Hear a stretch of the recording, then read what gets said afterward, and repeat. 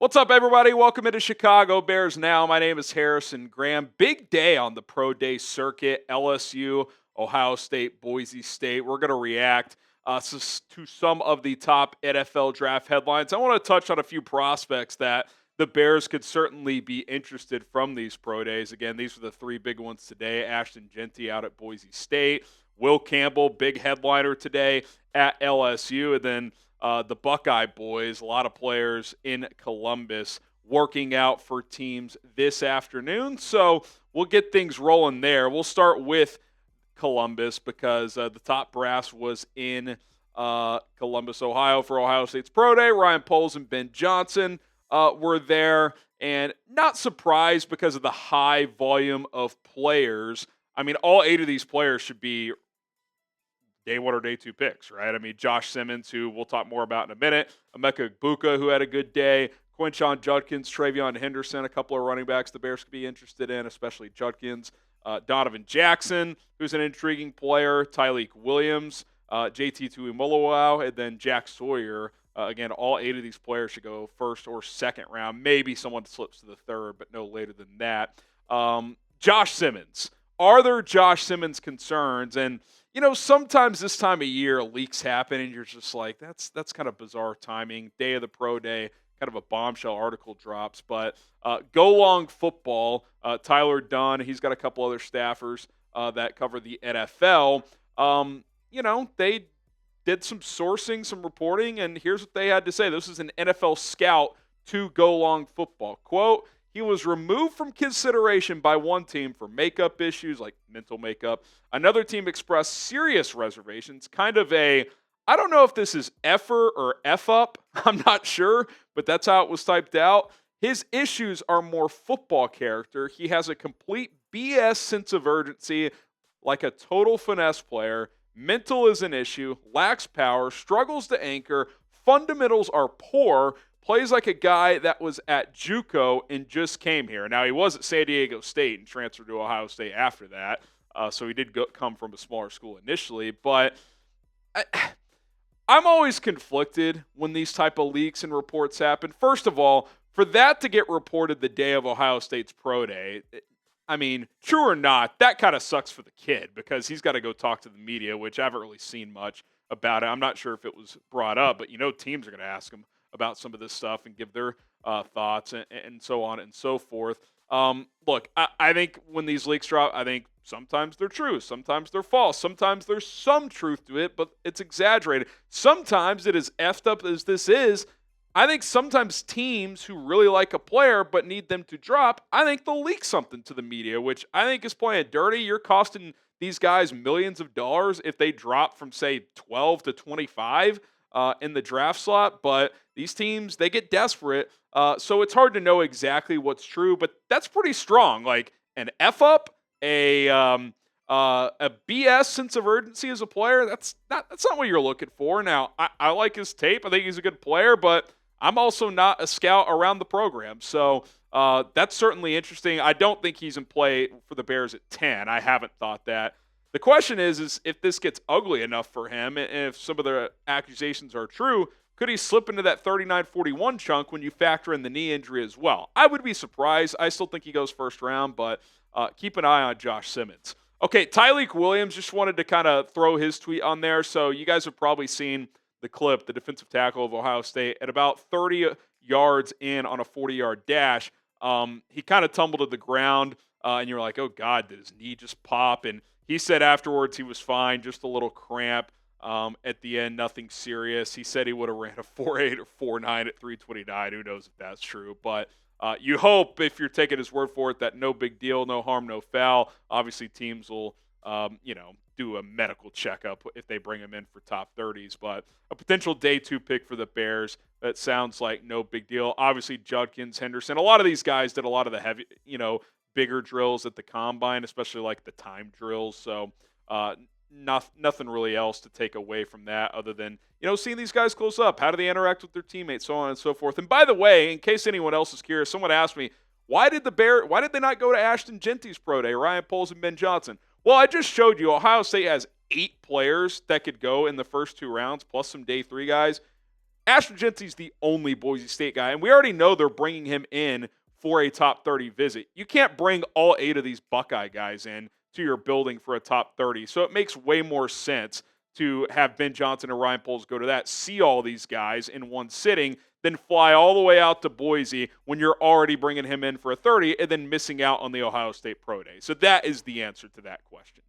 Okay, subscribe to the channel. If this video gets 30 or more new subscribers, we'll drop a new mock draft tomorrow. Going live tomorrow afternoon, we'll drop a mock draft. So if you want a new mock, 30-plus new subs on this video is what it's going to take. Otherwise, we'll do a different segment. So hit that sub button if you want to support the channel, if you want Daily Bears content, and if you want a new mock draft.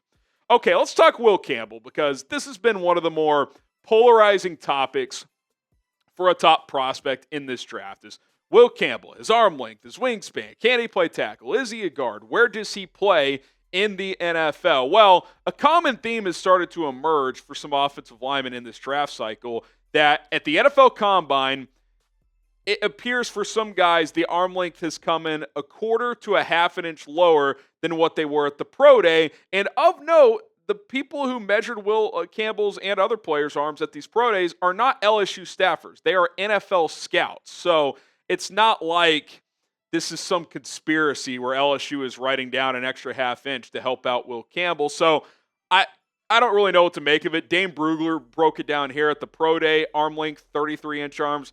Wingspan, 77 inches and 2/8, which is actually an eighth less than the Combine, which was already a very short wingspan. The Combine, you see the arm length 32 and 5/8, so it went up 3/8 of an inch, his arm length. I don't know what to make of that. I will say this, and Will Campbell was asked about it afterwards, and I thought he was pretty strong here. This is what he had to say. Quote, "For 2 years, nobody had any measurements on me. Nobody said anything about my play. So now, all of a sudden, arm length decides if I'm a good player or not. I think it's BS. The decision makers in the NFL, they don't really care. It's all people who don't coach, and they don't coach for a reason." Talking about the people who do seem to care. Now, a couple things. One, this is what I want to hear from Will Campbell. Like, hey, I'm a left tackle. I'm open to playing elsewhere, but this arm length crap, like, I can play left tackle. So I'm glad he has that attitude. However, as far as the decision makers, they don't care. Now, maybe the people he's talked to have conveyed that to him. Hey, it's not a concern for us. We think you can play tackle. Cool, that's great. I promise you, that is not a consensus among all 32 teams. There are conversations, especially teams picking inside the top 10, probably in the Bears building, that are having that talk of, can this guy play tackle or not? And that's the bottom line for the Bears. If they are confident he could play left tackle, and that includes conversations with Ryan Poles, Ben Johnson, offensive line coach Dan Rochar, those 3 individuals. If they are confident he can play left tackle, he's a great option at number 10 because the tape is tremendous. He's a really good athlete. He can move. He can pass protect. He can run block. If not, if they think the arm length is a legitimate issue, I think you have to slide him down your board a bit just based on what you have. Because I'm a BPA guy, but you do have to project, okay, what is the offensive line this year and beyond this year? Well, this year, the only somewhat opening on paper, barring injury, which we know those pop up, is left tackle. Braxton Jones, who just got out of his boot, by the way, so he's progressing. That they want competition there. They've acknowledged that. But your other 4 spots, in an ideal world, that's your starting left guard to right tackle for minimum 2 years. Like, that would be an ideal world, if not longer. So if you don't think Will Campbell can play left tackle, I'm not saying you can't take him because he's a really good prospect. He could play other positions. But the question is when does he get on the field? Because I still want to extend Joe Thuney because he's a freaking all-pro. Like, I'm not dumping Thuney after a year if he's playing at this level just to force Will Campbell into the lineup. Like, I'm not doing that. So to me, it's that simple for the Bears. If you think he can play left tackle, he's a great option at 10. If not, he's got to be a little further down in your pecking order. Do you think, Bears fans, Will Campbell can play left tackle in the NFL? Type Y for yes, type in for no. As a offensive line guru, but someone who understands football fairly well, I think he can, but I also know what Poles has valued in the past. If they draft him and put him at left tackle, that means a combination of things. 1, they think he's the exception to the rule. 2, Ben Johnson and Dan Rochar have heavy influence here. 2 guys that were not in the building with their previous offensive line acquisitions. Okay, we'll talk about Ashton Jeanty and Boise State's Pro Day coming up here in just a few moments. But do want to thank our sponsor for today's show, Rocket Money, a personal finance app that can find and cancel your unwanted subscriptions, monitor your spending, and help lower your bills so that you can grow your savings. Quick question for you guys, and you can answer in the chat. How much do you think you're spending per month on subscriptions? 50 bucks, 100 bucks, 150? Because most Americans believe they're spending $62 per month. Maybe you are, but chances are you're probably not. That number for most Americans is close to $300. Don't believe me? Download the Rocket Money app, sync up your bank account. It's completely safe, and they'll show you on a month-to-month basis how much you're spending. 20 bucks for this streaming service, 15 bucks for that. Oh, maybe you have a faster delivery service. Maybe you're doing this. All of a sudden, $200. I got to scale back on this, and that, because if you're looking to build your savings, you got to cut back on your spending. And Rocket Money is going to help you do that by canceling those subscriptions with a few taps of buttons. And also, they can negotiate to lower your bills by up to 20%. Lots of benefits with the Rocket Money app. They have 5 million users and counting and have saved $500 million in canceled subscriptions alone, including saving members up to $740 per year when using all the app's features. Think about what you could do with an extra $700. So stop wasting money on things you don't use. Cancel your unwanted subscriptions today by going to rocketmoney.com/bearsnow. That is rocketmoney.com/bearsnow. Link in the comments and in the description. Get going with Rocket Money today. Okay, let's talk Ashton Jeanty. Didn't do the timed drills, at least from what I've seen so far. And what I mean by that, no 40, no vertical, long jump, all that stuff. Did all the football drills in front of scouts, and we'll talk about his pass catching stuff because I thought that's what stood out most to me today when it comes to Ashton Jeanty. As far as does it concern you, like, why didn't he run the 40? Does he think he's slow? Well, I think you're seeing more and more, and it's been the last couple of years, is that the top prospects, I think they're being advised less is more. Focus. We saw Marvin Harrison last year. He's like, I'm not going to spend 2 months training for a 40-yard dash. I'm going to spend my time working on being a football player. If my tape isn't good enough for you, so be it. I think there's a certain group of guys that they're just secure enough in a draft where, I don't know, maybe it costs a player a spot or two, but Ashton Jeanty clearly, along with his agent, who probably advised this, was like, don't train for the 40, train to be an NFL running back. So I'm a little disappointed. I would have liked to see what he ran in the 40. I thought all along he'd be like high 4.4s, 4.45 to 4.5, somewhere in that range. He said at the Super Bowl he thought he'd run low 4.4s, so who knows? He's not a burner, but he's plenty fast based on what I've seen when I watch his tape and his highlights. But it doesn't change how I view of him. Like, I'm not all of a sudden off to take him at 10, depending on who's available, Train. Like, I still really like him as a prospect. Something that really stood out to me today, showed off the hands, the route running. They ran some Texas routes with him. Good hands.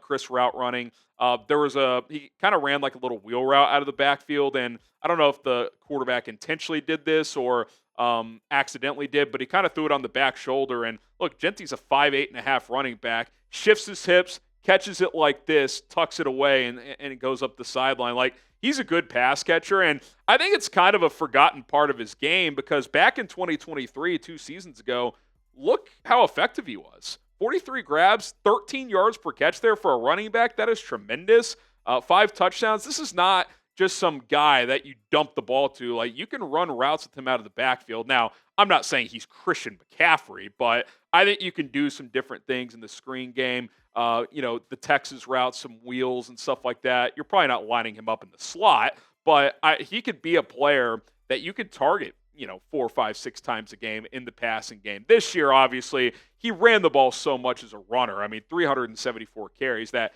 they just limited his targets because they were already running him into the ground for Boise this year. But he's absolutely capable of it. He proved that in 2023, proved it today at the Pro Day, showing off the hands and the route running ability. He's more than a runner. So, like, to me, I think that was a clear strategy of this Pro Day is like, hey, football drills, pass catching. Want to remind teams I am a complete back, and I think he checked those boxes. So I'm not concerned that he didn't run the 40. It's not like he was going to go run a 4.8 like Xavier Restrepo or something like that, who said he pulled his hamstring. So, hey, I like Restrepo as a player. Wasn't trying to be harsh on him when I tweeted out that he was slow, but, man, that is pretty slow. But I really do think Ben Johnson will like this guy. I think he's a guy Johnson is seriously looking into. I think Poles is open to it. It's clear they want to pair someone with DeAndre Swift, whether that's Jeanty at 10 if he's sitting there, whether that's, a Caleb Johnson or a Quinshon Judkins in the second round, whether it's a Marion Hampton at 10 or later in the first round. I think they're going to target one of these guys, and, Jeanty's the top guy, so he is certainly someone they're going to heavily, heavily consider, and that's why they're bringing him in for a top 30 visit at Hallis Hall.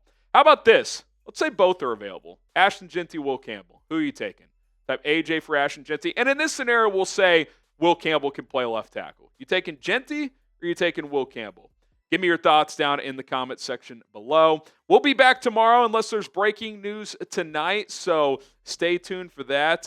Perfect reason to turn on notifications. If the Bears sign somebody, make a trade, we will be covering it here on this show. If not, we'll be back tomorrow morning with another episode, and then our live show tomorrow. And again, if we get 30 or more subs today, we will do a mock draft. So appreciate everybody for tuning in. Bear down.